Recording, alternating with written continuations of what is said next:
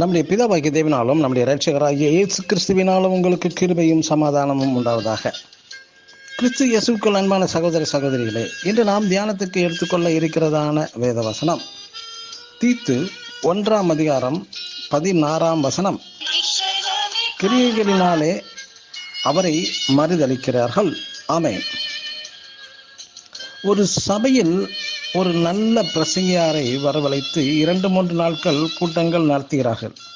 அவரை தினமும் சபையில் புகழ்கிறார்கள். அவர் செய்யும் ஊழியங்கள், அவருடைய அனைத்து நற்குணங்களையும் அந்த சபை ஊழியர் போற்றி போற்றி பேசுவார்.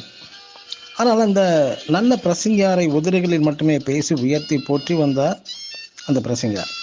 ஆனால் அவருக்கு தங்குவதற்கான சரியான போதிய வசதிகளுடன் தங்க வைக்கவில்லை. நல்ல சாப்பாடுகளும் அவருக்கு தரவில்லை. போகவும் வரவும் நல்ல வாகன வசதிகள் கூட அவருக்கு செய்து தரவில்லை. இன்று நம்மில் அநேகர் நமது தேவாதி தேவனை சபைகளின் மத்தியில் போற்றி பாடுவதுண்டு, புகழ்ந்து பாடி துதிப்பதும் உண்டு. அதுவே போதும் என்ற மனநிலையில் வந்து விடுகிறார்கள். தேவாதி தேவனை வாயினால் புகழ்ந்து பாடிட கவனம் செலுத்தும் நாம், தேவன் விரும்புகிற விதமாய் நாம் வாழாவிட்டால் நாம் தேவனை துக்கப்படுத்துகிறோம்.